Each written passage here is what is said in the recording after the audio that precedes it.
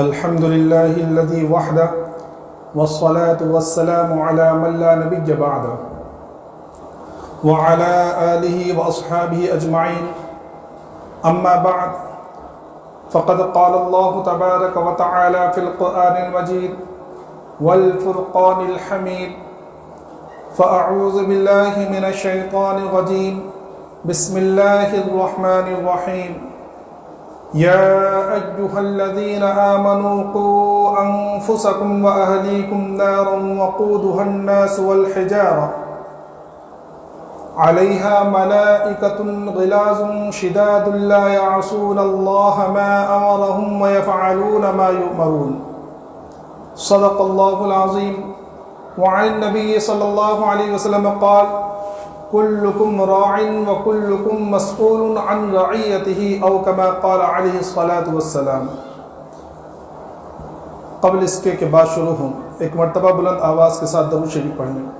اللہم صلی علی سیدنا مولانا محمد وعلی آل سیدنا مولانا محمد وبارک وسلم کما تحب وترضى عدد ما تحب وترضى یا کریم. میرے محترم بزرگوں اور دوستوں، عزیز ساتھیوں،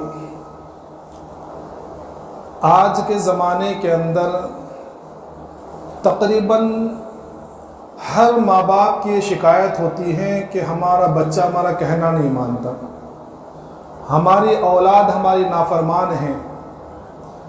ماں باپ کی نافرمانی ایک عام معمول بن گئی ہے. یوں تو ہر ماں باپ کو اس بات کی شکایت ہے، لیکن میرے محترم بزرگ دوستوں، آج فکر کرنے کی بات یہ ہے اور آج کا موضوع یہ ہے کہ والدین نے اور ماں باپ نے اپنے بچے کی تربیت کیسی کی ہے. دنیا کا یہ معمول ہے، جیسا تم دوسروں کو دو گے ویسا تمہیں وہ ملے گا. ہر عمل کا ایک مکافات عمل ہوتا ہے. تو والدین اس بات کے اوپر غور کریں، اس بات کی فکر کریں کہ ہم نے اپنے بچوں کی تعلیم و تربیت صحیح انداز سے کی ہے یا نہیں کی. جس طرح بچوں پر والدین کے حقوق ہیں اور بہت حقوق ہیں، اللہ رب العزت نے اور اللہ کے رسول صلی اللہ علیہ وسلم نے والدین کے بہت حقوق بیان فرمائے ہیں. لیکن جہاں میرے پیارے آقا جناب محمد مصطفیٰ صلی اللہ علیہ وسلم نے والدین کے حقوق کو بیان فرمایا ہے، وہیں دوسری جگہ اولاد کے حقوق کو بھی بیان فرمایا ہے. اور حقیقت یہ ہے کہ اگر ہم اپنے بچوں کی صحیح تعلیم و تربیت کریں گے، ان کے حقوق کی ادائیگی کریں گے، تو پھر وہ بچے جب بڑے ہوں گے تو اپنے والدین کے فرما بردار بنیں گے، وہ والدین کے حقوق کی ادائیگی کا خیال رکھیں گے. نارمل ہر جگہ یہ ہوتا ہے، بہت کم جگہ ایسا ہوتا ہے کہ والدین نے صحیح تعلیم و تربیت کی، اس کے پورے حقوق ادا کیے اور اس کے بعد بھی بچے نافرمان نکل گئے، بہت کم ہیں.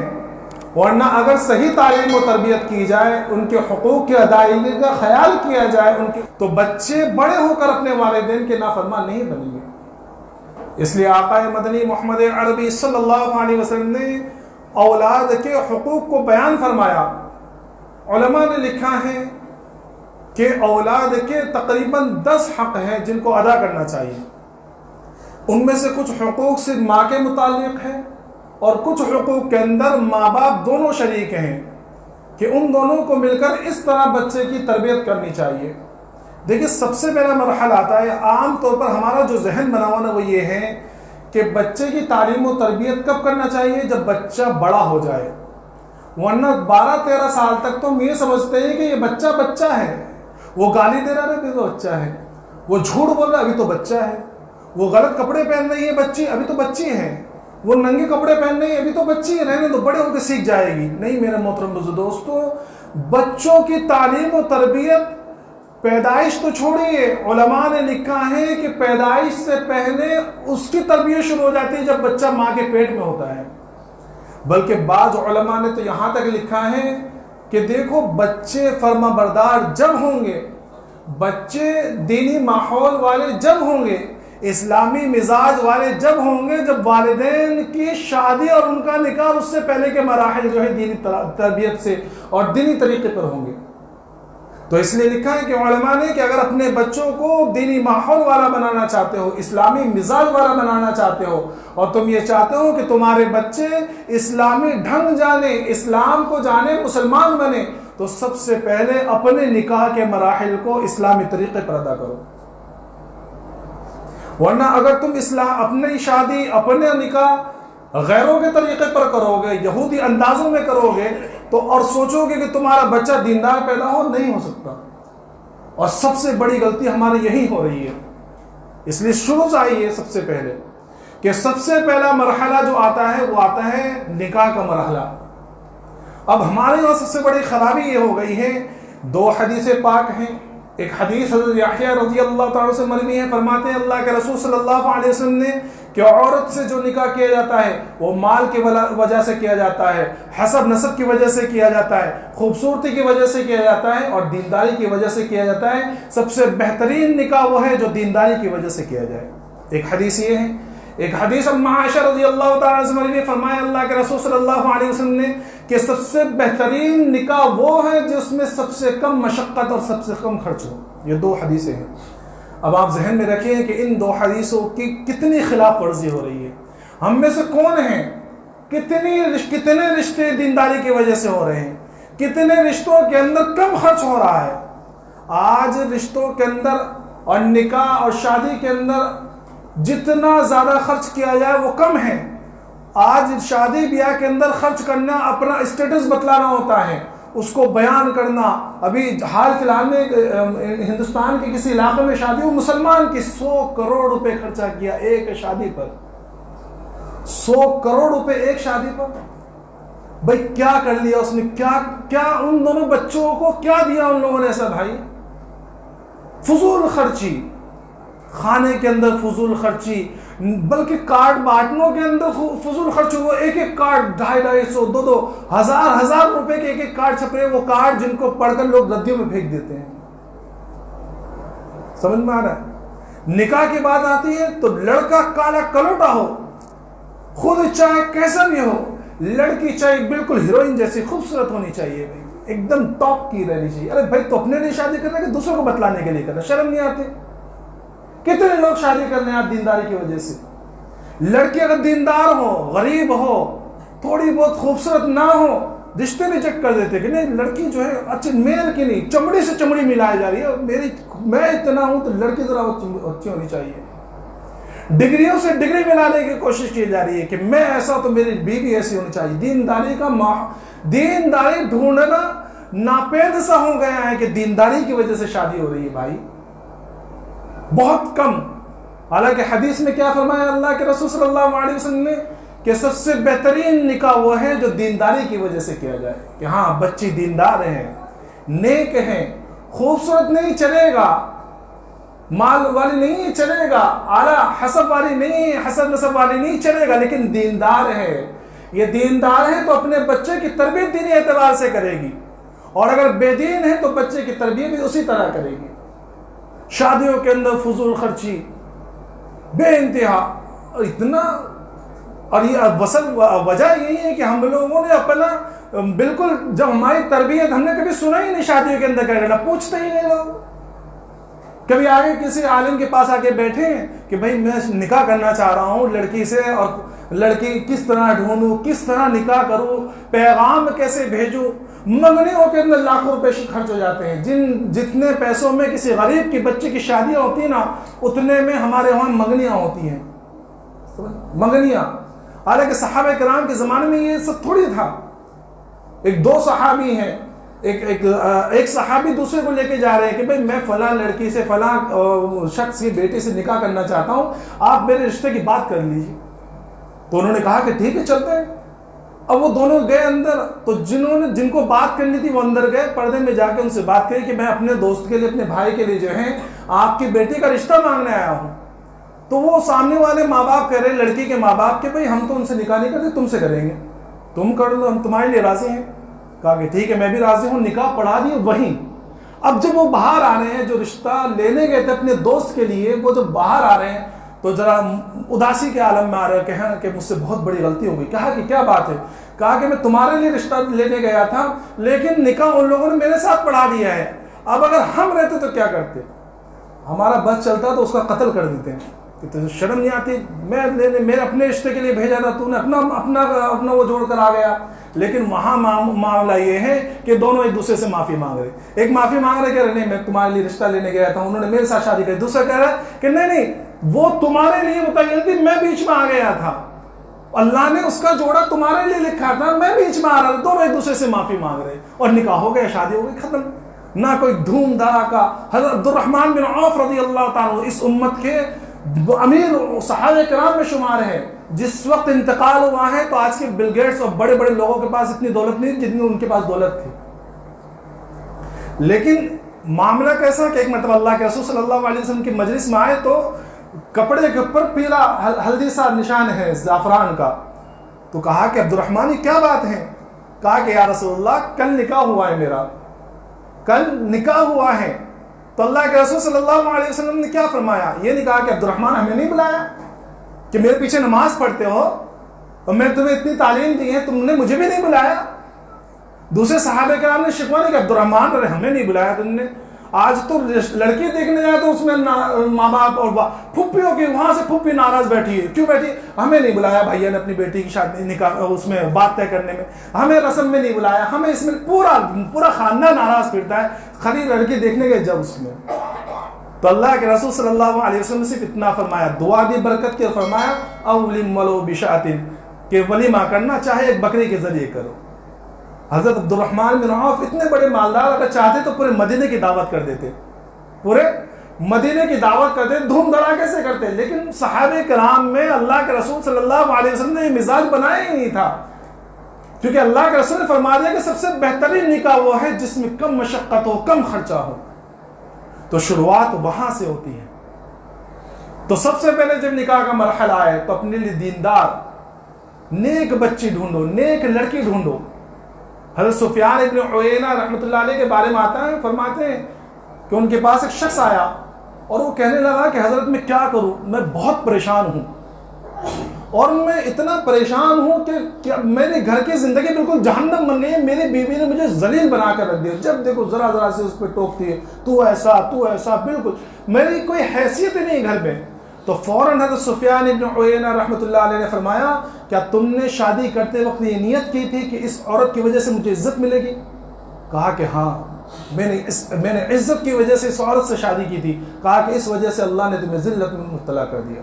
اور خود اپنا واقعہ بیان فرمایا کہ ہم 4 بھائی تھے، محمد، ابراہیم، عمران اور میں جو ہے بیچ کا تھا. محمد سب سے بڑے اور یہ عمران سب سے چھوٹے. تو محمد نے جو شادی جو کسی ایسی عورت سے کی ہے جو مال و دولت وہ عزت والی تھی، حسن نسب والی کی تھی، اور یہ سوچ کر کری تھی کہ اس کی وجہ سے جو اتنے بڑے خاندان میں میری شادی ہو رہی تو میرا بھی مقام ذرا بڑا ہوگا. تو اللہ نے ان کو ذلیل کر دیا، ذلت میں مبتلا کر دیا. اور عمران جو سب سے چھوٹے تھے انہوں نے شادی یہ سوچ کر کی کہ مجھے یہاں سے بہت مال ملے گا اور میں مالدار بن جاؤں گا، اچھا جہیز لے کر آئے گی. تو اللہ نے اس کا وہ جہیز لے کر کے آتی جو مال تھا ان کے پاس اس کو بھی خراب کر دیا، وہ بھی اس کا بھی بیڑا غرق کر دیا. جب میرے نکاح کی باری آئی تو میرے پاس ایک دوسرے اللہ والے بیٹھے ہوئے تھے، میں نے ان سے مشورہ کیا تو انہوں نے مجھے وہی 2 حدیث جو میں نے آپ حضرات کے سامنے بتلائی نا بھی، ایک حضرت عائشہ رضی اللہ تعالیٰ عنہ کی، حضرت یحییٰ رضی اللہ تعالیٰ عنہ کے دونوں کی وہ حدیثیں بیان کی. تو میں نے ایک ایسی عورت سے نکاح کیا جو نیک تھی، دیندار تھی، جس کی دینداری کے چرچے تھے. تو اللہ نے مجھے مال و دولت بھی عطا فرمایا اور عزت بھی عطا فرمایا. تو اگر دینداری کی وجہ سے نکاح کریں گے، دیندار عورت اور بچے دیکھ کے نکاح کرو گے تو اللہ مال و دولت بھی عطا فرمائیں گے اور عزت بھی عطا فرمائیں گے. اور اگر حسن نسب دیکھ کر اور مال و دولت دیکھ کر خوبصورتی دیکھ کر کرو گے تو یاد رکھیے اللہ تبارک تعالیٰ یہ تمام چیزیں چھین لیں گے اور ذلت میں مبتلا کر دیں گے. اور یہ جو ایسے رشتے ہوتے ہیں نا عام طور پر جو خوبصورتی دیکھ کر مال و دولت، یہ رشتے جلدی ٹکتے بھی نہیں ہیں. اور میں نے بتلایا کہ رشتے بھی جب ہوتے ہیں جب دینداری کم ہوتی ہے انسان کے اندر، جب اس کے ذہن میں صرف یا تو ہوس پوری کرنی ہوتی ہے یا صرف یہ رہتا ہے کہ بھئی اسٹیٹس میرا بڑا ہو جائے گا، خوب جہیز لے کر آئے گی یا اتنی خوبصورت لاؤں گا کہ میرے دوست لوگ دیکھ کے جلتے رہیں گے، جب پارٹی میں لے کے جاؤں گا کہ دوستوں کے دلوں پہ جو چھریاں چلیں گی ایسی.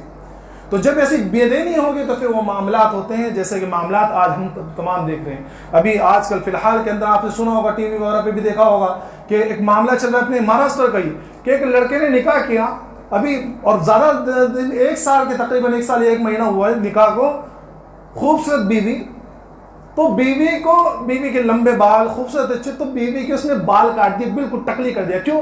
کیونکہ وہ کہتا تھا کہ تو اتنی خوبصورت ہے نا کہ لوگ تجھے نہ دیکھے، اس لیے میں تجھے اس کے بال کاٹ دیے تاکہ دوسروں کو دکھلا ہی نہ سکے. بتلائیے بے دینی. ارے بھائی اگر ایسا تھا تو اس کو پردہ کرا دیتا، برقع پہنا دیتا، اس کو دینداری سکھاتا، وہ گھر میں رہتی. جب گھر میں رہتی، تیرے گھر میں غیروں کا آنا نہیں ہوتا تو دوسروں کو دکھتی کہاں ہے؟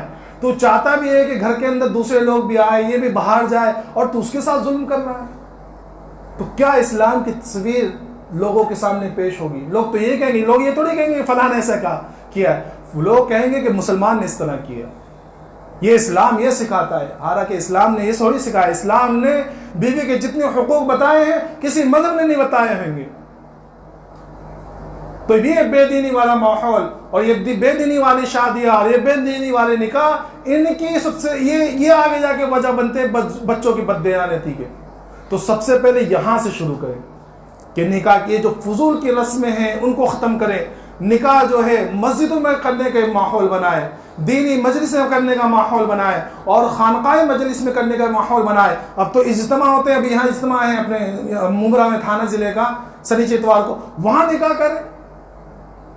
لیکن چونکہ وہاں جو مشہور نہیں ہوتے نا کہ کس کی شادی، کتنے چھوارے اور کیسے وہ پاکٹیں باندھ، اس میں مقابلہ. مسلمان میں تعجب کرتا ہوں کہ مسلمان تو وہ تھا جو عبادات میں مسابقہ کیا کرتا تھا. آج مسلمان دنیا کی ذلت کی چیزوں میں، چھوٹی چھوٹی چیزوں میں مقابلہ کر رہے ہیں. وہ چھوارے بانٹنے کی سنت اس میں مقابلے کر رہے. کیا اس نے کیا دیا تھا؟ اچھا اس نے میں دوں گا بادام، کاجو اور چاکلیٹ ڈال کر اور یہ ڈال کر اس میں مقابلے بات. ارے بھائی چھوارے بانٹتے سنت ادا ہو جائے گی. تو اپنے نکاح جو ہے سادہ بناؤ. یہ جو جب تم نکاح سادہ کرو گے اور نکاح کے اندر خرافات نہیں ہوں گی، اسلامی طریقے پر، سنت طریقے پر نکاح ہوں گے، تو آگے جا کر یہ نیو بنیں گے اور یہ بیج بنیں گے تمہارے نیک اولاد کے لیے. اب اس کے بعد کے مرحلے آئیں گے. اس کے بعد کا سب سے پہلا مرحلہ آتا ہے بیوی کے زوجیت کا، اس کے ساتھ ہم بستری کرنے کا. تو یہاں بھی اتنی شیطانی دماغوں میں بھری ہوئی ہے، اور سب سے زیادہ شیطانی بھرتے ہیں شیطان دوست. اس لیے اللہ کے رسول صلی اللہ علیہ وسلم فرمایا کہ دوستی جو ہے دیکھ بھال کر کیا کرو.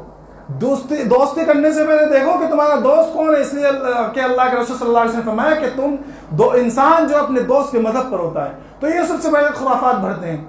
ڈرنا نہیں، بالکل شیر کی طرح جانا، اور نہ دعا کا خیال نہ اس کو کرو. وہ بالکل جا کے ایسی ہم بستری کر رہا ہے، شیطان اس میں شریک ہو رہا ہے، وہ جا کے پھر شیطان بچے پیدا ہو رہے ہیں. اللہ کے رسول قربان جائیے اس دین کے، کہ اس اسلام کے اور آقا مدنی جناب محمد مصطفیٰ صلی اللہ علیہ وسلم کی پیاری تعلیمات کے کہ ایک ایک چیز کو کھول کر بیان کیا ہے. بتلایا اللہ کے رسول صلی اللہ علیہ وسلم نے کہ بیوی کے پاس جب پہلے مرتبہ جاؤ تو کس طرح جانا ہے، دعا پڑھنا ہے، اور کس طرح کے اس کے ساتھ برتاؤ کرنا ہے، سب چیزیں بتلائی. کبھی پوچھو تم سے مسجد میں آ کر، لیکن وہ مسجد میں کہاں آئیں گے؟ وہ یوٹیوب کو کھول کے بیٹھ جائیں گے، گوگل میں کھول کے بیٹھیں گے. تو اس میں کیا ملے گا بھائی؟ کبھی دینداری کے اعتبار سے ملے گا؟ اور ہم دیکھنا ہی نہیں چاہتے نا دینداری. تو اگر دیندار ہو وہ یوٹیوب کھولے، گوگل کھولے تو دیندار. ہم تو اس میں دوسری چیزیں ڈھونڈتے ہیں.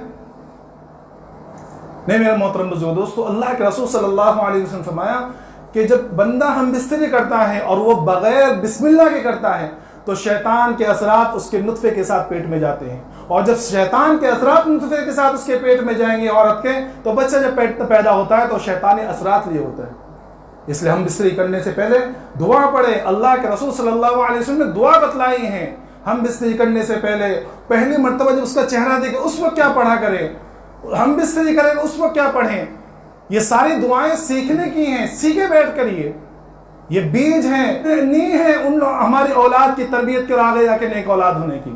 اس کے بعد جب مرحلہ آتا ہے وہ آتا ہے کہ نطفہ قرار پا گیا، پیٹ کے اندر حمل ہے. اب ذمہ داری ہے یہ ماں کی کہ جو بچے کے حق شروع ہو رہے ہیں نا، تو یہاں سے حق شروع ہو رہے ہیں کہ ماں اب کیا کرے. تو جب پیٹ میں حمل ہے تو اب ماں کے لیے ضروری ہے کہ وہ اپنی دیندار، اگر اب تک دیندار نہیں تھی، غفلت ہوتی تھی، تو اب نہ کرے. اب جو ہے دینداری کے ساتھ نمازوں کی پابندی کرے، باوضو رہنا شروع کرے، قرآن شریف کی پابندی. جتنے علماء نے لکھا ہے کہ بچے کے اندر جب جان پڑ جاتی ہے 4 مہینے کے بعد، تو 4 مہینے کے بعد وہ باہر کی باتیں سنتا ہے. اگر تم باہر گانے سناؤ گے، گالی گلوچ سناؤ گے اور سیریلیں سناؤ گے تو وہ بچہ تم یہ سوچو گے کہ ولی اور راضی پیدا ہو جائے، کبھی نہیں ہو سکتا۔ اور اگر تم قرآن شریف پڑھ کر سناؤ گے، تسبیحات تم خود پڑھو گے، تم خود قرآن شریف پڑھو گے، اللہ والوں کی باتیں سناؤ گے، تو یقین جانے کہ بچہ بھی ویسے دیندار پیدا ہوگا۔ خواجہ قطب الدین بختیار کاکی رحمۃ اللہ علیہ کے بارے میں لکھا ہے کہ جس وقت ماں کے پیٹ سے پیدا ہوئے 14 پارے حفظ تھے، 14 پارے حفظ تھے۔ کیوں؟ کیونکہ ماں کا معمول یہ تھا کہ جس وقت صبح میں اٹھتی، نماز پڑھنے کے بعد سب سے پہلا کام یہ کہ صبح اٹھتے کے ساتھ 14 پارے پڑھا کرتی تھی، اس کے بعد سارے کام۔ تو پورے ایام حمل میں جب انہوں نے صبح میں معمول یہ کہ 14 پارے، بعد کے پارے جو چلتے پھرتے ویسے پڑھ لی، تو جب پیدا ہوئے تو 14 پارے حفظ ہو چکے تھے۔ ایسے تھوڑی کہ بس ساری زندگی سارا اس میں وہ فوٹو شوٹ ہو رہا ہے پیٹ ہوگا اور وہ بتلائے جا رہے ہیں اور وہ رسمیں، وہ ستوے کی رسمیں اور یہاں کی رسمیں اور وہاں کی رسمیں، اور سوچے کہ بس پیدا ہوتے کے ساتھ جنید بغدادی بن جائے، کبھی نہیں بنے گا۔ یہ مراحل ہے بچوں کو، اولاد کو نیک بنانے کے۔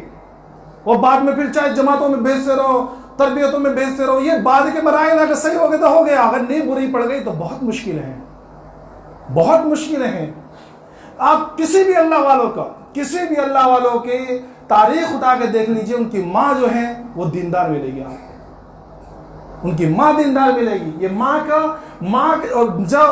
کے جو حمل کا وقت ہے اس کے اندر جو اعمال انہوں نے کیے ہوگے اس کا اثر بچے پہ پڑتا ہے۔ ایک بزرگ کے بارے میں لکھا ان کے یہاں بچہ پیدا ہوا، میں نے بتلایا تھا پہلی واقعہ کہ جب بچہ پیدا ہوا تو بچہ چپ ہونے کا نام نہیں لے رہا، وہ جب دیکھو رو رہا ہے، بڑے دودھ پی رہا ہے تو ٹھیک ہے، وہ نفی واپس رونا شروع کر دیتا ہے۔ تو اسی موقع پر ان کے یہاں ان کے استاد آئے ہوئے تھے، تو انہوں نے اپنے استاد سے بتلایا کہ بھئی بچہ جو ہے بہت زیادہ روتا ہے، پریشان کر دیتا ہے بولے۔ تو ان کے استاد نے اس بچے کو بلایا اور اس بچے کے کان میں کوئی چیز پڑھ دی، بچہ فوراً خوش اور خاموش اور سو گیا۔ تو انہوں نے کہا اپنے استاد سے کہ حضرت جی آپ تو چلے جائیں گے، یہ وظیفہ مجھے یہ بتلا دیجئے کہ کیا بات ہے کہ بچہ رو کیوں رہا تھا۔ تو کہنے لگے کہ بچے کی ماں جب یہ بچہ پیٹ میں تھا تو قرآن شریف پڑھا کرتی تھی، قرآن شریف سنا کرتی تھی، اب ماں جو ہے ناپاک ہو گئی ہے، قرآن شریف پڑھ نہیں پا رہی ہے، اور بچہ پیٹ میں قرآن شریف سنتے سنتے قرآن شریف سننے کا عادی ہو گیا ہے۔ میں نے اس کے کان میں چند آیتیں پڑھ دی، بچہ خاموش ہو گیا۔ جب بچہ رو جائے تو تم قرآن شریف پڑھ دینا، بچہ خود خاموش ہو جائے گا۔ تو جب یہ معمولات ماؤں کے رہتے ہیں تو بچے ویسے پیدا ہوتے ہیں۔ اب ولادت کے بعد کا مرحلہ آیا، اب یہاں سے جو اس کے حقوق شروع ہوتے ہیں۔ سب سے پہلا حق یہ ہے کہ جب بچہ پیدا ہو اور اس کو غسل دیا جائے، تو غسل کرانے کے بعد جو ہے، یہ عام طور پر ہم لوگوں کو موقع ملتا نہیں، مجھے بھی نہیں ملا تھا موقع، کیونکہ اس وقت ذہن میں تھا ہی نہیں، بڑے بھاگن دوڑی ہوتی ہے۔ تو اس کے لیے مستحب یہ ہے کہ لڑکا جب پیدا ہو تو اس کو سفید کپڑے پہنائیں۔ کیسے؟ سفید کپڑے۔ اور لڑکی پیدا ہو تو مستحب یہ ہے کہ اس کو رنگین کپڑے پہنائیں، یہ اس کا حق ہے، مستحب ہے، یہ سمجھ میں، فرض واجب نہیں ہے، کیونکہ اس ٹائم پہ وہ نہیں رہتا تو بعد میں پھر روتے پڑیں گے، مولانا نے کہا تھا یہ کام ہوا نہیں۔ تو یہ بہتر یہ ہے کہ پہلے سے ذہن رکھا جیسے پہلے سے تیاری کریں، سیکھنے کی چیزیں سیکھ کر رکھیں گے تو پہلے سے ہو جائے گا۔ دوسرا حق یہ ہے بچے کا، جس وقت بچہ پیدا ہو تو والدین کو ایک تو یہ چاہیے کہ خوشی منائے۔ اللہ کے رسول صلی اللہ علیہ وسلم کی ایک حدیث میں فرمایا کہ جب والدین کو، خاص کر باپ کو، جب خوشخبری سنائی جائے کہ اس کے یہاں اولاد ہوئی ہے تو فوراً ما شاء اللہ لا قوت الا باللہ یہ پڑھیں۔ اس سے ایک تو اللہ کا شکر ادا ہو جائے گا، اور دوسرا لا حول ولا قوت پڑھنے سے شیطان سے اثر ختم ہو جائے گا بچے کے اوپر سے، جو شیطان اس وقت کوشش کرتا ہے تو اس وقت اس کا اثر ختم ہو جائے گا۔ دوسرا حق یہ ہے۔ تیسرا حق یہ کہ سب سے پہلے اس کے کان میں اذان و اقامت دے، دائیں کان میں اذان دے، بائیں کان میں اقامت دے فوراً سب سے پہلے، تاکہ بچہ جو ہے سب سے پہلے آواز جو ہے وہ اللہ کی عظمت کی سنے، اس کے ساتھ اس کے دل میں سب سے پہلے اسے کانوں کے اندر آواز اللہ کی کبریائی کی پڑے کہ اللہ سب سے بڑا ہے، اللہ سب سے بڑا ہے۔ اور پیدا ہوتے کے ساتھ ہی جب وہ اللہ کا نام سنے گا، اللہ کی عظمت سنے گا، اور وہ سنے گا کہ کوئی ایسی ذات ہے جو سب سے بڑی ہے اور اس کے علاوہ کوئی بڑا نہیں ہے، تو اس کے دل میں عظمت پیدا ہو جائے گی۔ اور علماء نے لکھا ہے کہ یقین جانو اگر یہ عمل کرو گے تو انشاءاللہ ثم انشاءاللہ آگے چل کر اس کا اثر ضرور نظر آئے گا۔ اس لیے فرمایا کہ دیکھو، چاہے انسان کتنا مسلمان جو ہے ایمان والا، چاہے کتنا بھی گنہگار ہو جائے، یہ اذان کی برکت ہوتی ہے کہ اس کے دل میں تھوڑی سی شمع، تھوڑی سی رمق ایمان کی ضرور باقی رہتی، چاہے وہ کتنا بڑا گنہگار ہو۔ ہاں یہ الگ بات ہے کہ کوئی اللہ والا ملنا چاہیے کہ اس کی اس تھوڑی سی رمق اور تھوڑی سی چنگاری کو شعلہ بنا دے، تو وہ اذان کی برکت ہوتی ہے. اور دوسری وجہ یہ ہے کہ اس وقت جو شیطان حملہ کرنا چاہتا ہے تو ظاہر سی بات ہے حدیث پاک کے اندر لکھا ہے کہ شیطان جب اذان سنتا ہے تو دور بھاگتا ہے. تو جب اذان دی جائے گی تو شیطان وہاں سے دور بھاگ جائے گا. تو اذان اقامت دلا دی جائے. اس کے بعد اس کا ایک حق یہ ہے کہ اس کی تحنیک کرائی جائے. یہ عمل بھی عام طور پر چھٹ رہا ہے. تحنیک کیا ہے؟ تحنیک یہ ہے کہ جس وقت بچہ پیدا ہو تو کسی قریب میں جو بھی اللہ والا موجود ہو، اپنے مسجد کے امام ہیں. ہم لوگ تو اپنے مسجد کے امام کو اللہ والا سمجھتے ہی نہیں ہے. سمجھ میں آئے؟ تو وہ تو ہمارا ملازم ہے، امام ہو، مؤذن ہو، کوئی بھی ہو. تو جو بھی اللہ والا قریب ہو اپنے یہاں یا اپنے خاندان میں بھی کوئی بہت رہتے ہیں، اپنے جو بزرگ ہیں والدین نیک ہے تو والد سے کرا لے. جو بھی نزدیک قریب موجود ہو تو اس سے جو ہے کھجور جو اس کے چبوا کر، کھجور یا چھوارا یا جو بھی میٹھی چیز ہیں وہ اس سے جو چٹوا کر جو ہے اس سے نرم کروا کر اس کو جو ہے بچوں کے تالو سے لگا دے، تاکہ بچے کے پیٹ میں ایک برکت والا کھانا پہنچ جائے، برکت والی چیز پہنچ جائے. اللہ کے رسول صلی اللہ علیہ وسلم، حضرت اسماء بنت امیس رضی اللہ تعالیٰ فرماتے ہیں کہ جس وقت ان کے یہاں بچہ پیدا ہوا تو انہوں نے سب سے پہلے اللہ کے رسول صلی اللہ علیہ وسلم کے سامنے وہ بچہ پیش کیا تو اللہ کے رسول صلی اللہ علیہ وسلم نے کھجور چبا کر جو اس کے تالو سے لگائی. اسی طرح حسین رضی اللہ تعالیٰ کے آپ نے تحنیک فرمائی ہے. تو یہ تحنیک اللہ کے رسول صلی اللہ علیہ وسلم کی سنت بھی ہے اور اس سے جو ہے بچے کے اندر دینداری پیدا ہوگی. اور جتنے بھی مراحل ہم سنت طریقے پر کریں گے اس کا اثر بچے پر پڑے گا کہ اس کی جتنی بھی چیزیں ہو رہی ہیں یہ بچے یہ سنت کے اعتبار سے اور جو اللہ کے رسول صلی اللہ علیہ وسلم تعلیمات دی اس اعتبار سے ہو رہی ہیں. یہ اس کا حق ہے. اس کے بعد اس کے مراحل آتا ہے دودھ پلانے کا. تو میرے محترم دوستو یہاں یہ حق بھی والدہ کے اوپر ہے. باپ تو دودھ پلائے گا نہیں. تو اب والدہ یا تو دودھ پلاتی والدہ، یا پہلے زمانے کے اندر یہ ہوتا تھا اللہ کے رسول صلی اللہ علیہ وسلم کے زمانے میں اس وقت میں عرب میں کہ باہر سے دودھ پلانے والے آیا کرتی تھی دیہاتوں کی، کیونکہ اس زمانے کے اندر دیہات کی جو زبان بڑی فصیح ہوا کرتی تھی اور وہاں کی آب و ہوا بڑی اچھی ہوا کرتی تھی. تو شہر والے لوگ اپنے بچوں کو دودھ پلانے کے لیے وہاں بھیج دیا کرتے تھے تاکہ نشو و نما بھی اچھی ہو اور اس کی زبان بھی اچھی ہو. تو دایا سے دودھ پلوائے یا خود دودھ پلائے تو یہ ٹھان لے وہ اگرچہ ناپاک ہو یا کسی بھی حالت میں ہو، جب بھی بچوں کو دودھ پلائے وضو کر کے دودھ پلائے. کیا کر کے دودھ پلائے؟ وضو کر دودھ پلائے. اس کا بہت بڑا اثر پڑتا ہے بچے کی زندگی پر. بلکہ میں تو یہ کہتا ہوں، یہ واقعہ میں پڑھا اور سنا ہوں کہ بچے کی بات تو چھوڑیے، اگر گھر کے اندر گھر میں کھانا بنانے والے عورتیں یہ معمول بنا لے کہ وہ اپنے گھر کا کھانا بغیر وضو کے نہیں بنائیں گے تو اس کے اثرات وہ اپنے گھر کے مردوں میں دیکھیں گے. بو علی شاہ قلندر رحمۃ اللہ علیہ، آپ نے نام سنا ہوگا، وہ قوالی بچپن میں آپ نے سنی کہ دمادم مست قلندر، علی کا پہلا نمبر. وہ علی کا پہلا نمبر تو بعد میں تھا، تو دمادم مست قلندر بھی جو ہے نا، تو یہ بو علی شاہ قلندر جو ہے یہ وہ بو علی شاہ قلندر ہیں. تو یہ بڑے اللہ والے تھے. تو اللہ نے ان کو ایک کرامت یہ دے رکھی تھی کہ یہ پانی کے اوپر مصلی بچھا کے نماز پڑھا کرتے تھے. اللہ نے کرامت دے رکھی تھی. تو میاں بیوی کی بات ہوتی ہے، کبھی کبھی دونوں خوشی میں کچھ بھی کہہ دیتے تھے. ایک مرتبہ گھر پر آئے تو بیوی نے بھی ذرا لاڈ پیار میں پوچھا کہ کیا بات ہے، بڑے خوش نظر آ رہے ہو. تو کہنے لگے اپنی بیوی سے کہ اللہ نے مجھ پر بڑا کرم کیا ہے کہ اللہ نے مجھے یہ کرامت دی ہے کہ میں جو ہے پانی پر مصلی بچھا کر نماز پڑھتا ہوں. تو بیوی بھی ذرا لاڈ میں کہنے لگی کہ یہ میری برکت ہے. کیا کہنے لگی؟ کہ یہ میری برکت ہے. اب شوہر بھی ذرا جلال میں آ گیا کہ اچھا میں عبادت میں کروں، اللہ سے لو میں لگاؤں اور برکت تیری ہو گئی. کہا کہ اچھا ایک کام کرو، آج ذرا نماز پڑھ کے دیکھ لینا. کہا کہ ٹھیک ہے. اب جب رات میں تہجد کے لیے گئے، مصلی بچھایا سمندر کے اوپر تو مصلی اندر. جب دوبارہ بچھایا جب مصلی اندر. اب بڑے پریشان، فوراً مصلی اٹھایا، بھاگے چلے آئے. اب پیچھے دیکھا بچے لوگ بھی بھاگ رہے کہ بھائی علی شاہ قلندر کو کیا ہو گیا. اب گھر میں آ کے اپنی بیوی سے کہنے لگے کہ اللہ کے بندی تیرا وہ عمل بتا دیں کہ جس عمل کی وجہ سے اللہ نے مجھے کرامت دے رکھی تھی کہ میں پانی کے اوپر مصلی بچھا کے نماز پڑھتا ہوں. تو بیوی کہنے لگی کہ جس وقت سے میں تمہارے نکاح میں آئی ہوں وہ وقت ہے اور آج کا وقت ہے، میں نے کبھی بغیر وضو کے تمہیں کھانا بنا کے نہیں دیا. کبھی بغیر وضو کے تمہیں کھانا بنا کے نہیں دیا. آج تو گانے سنتے ہوتے ہیں، یہاں یوٹیوب چل رہے ہیں اور یہاں وہ انسٹا چل رہا ہے اور اس میں روٹی بنائی جا رہی ہے ناپاکی کی حالت میں. کبھی وضو کرا نہیں کرا، نماز پڑھی نہیں کری. تو میں مطلب ہے کہ اگر وضو کر کے مائیں اپنے بچوں کو دودھ پلائیں گی تو یقین جانیے اس کا بہت بڑا اثر بچے کی زندگی پر پڑے گا. سمجھ میں؟ تو یہ کچھ حقوق ہیں، کچھ حقوق رہ گئے انشاءاللہ آئندہ جمعے کو بیان کیے جائیں گے اگر حیات رہا ایک دو اللہ تبارک و تعالیٰ ہم تمام کو کہنے سننے کے ساتھ عمل کی توفیق عطا فرمائے. وآخر دعوانا الحمدللہ رب العالمین.